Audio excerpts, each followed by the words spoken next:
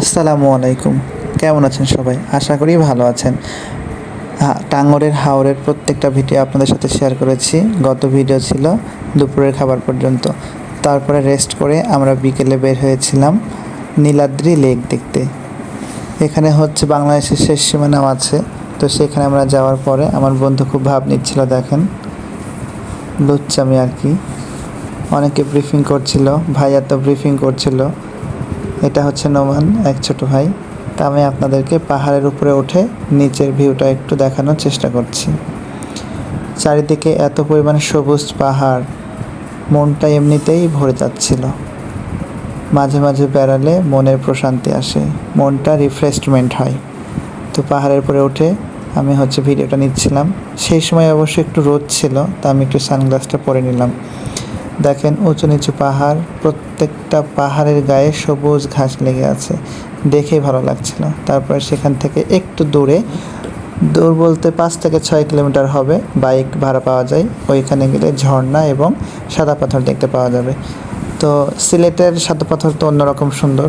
আমরা যেহেতু এসেছি সুনামগঞ্জ, এখানে অতটা ওরকম সাদা পাথর নেই, তবে এখানের সৌন্দর্য আরেকটু অন্যরকম। এক এক জায়গার সৌন্দর্য এক এক রকম।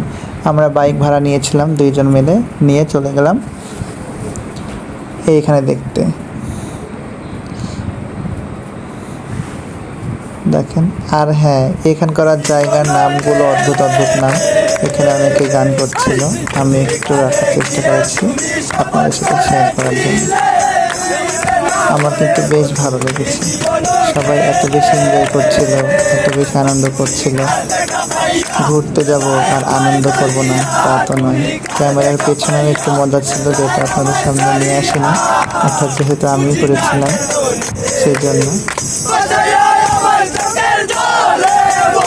আপনারাও আসবেন, এখন বর্ষাকাল, এই সময় টাঙ্গর হাওরে ঘুরতে বেশি মজা। অন্য সময় কিন্তু এরকম পরিবেশটা পাওয়া যাবে না।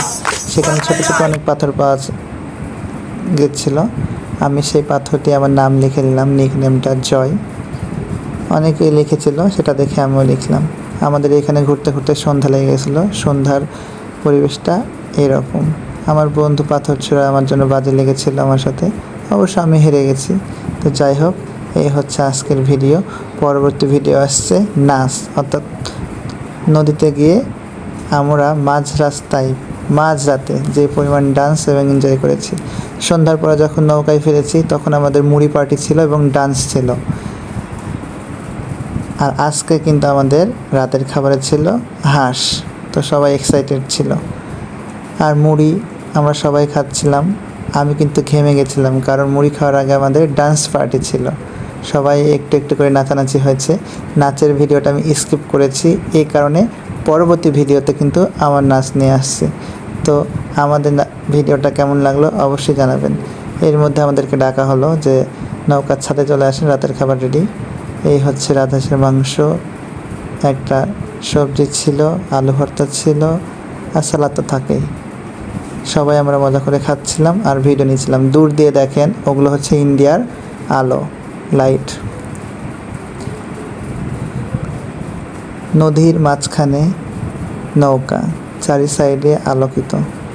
এরকম পরিবেশ কার না ভালো লাগে বলেন? যাই হোক, আমাদের ভিডিওটা কেমন লাগলো সেটা অবশ্যই জানাবেন। আপনাদের একটু মতামতের জন্য আমাদের ভিডিওটা আরও আসবে ইনশাল্লাহ। তো সবার সুস্থতা কামনা করছি। সবাই যাই যেখানে থাকেন ভালো থাকেন, দোয়া করি। আপনারাও দোয়া করবেন আমার জন্য। এই হচ্ছে আজকের ভিডিও।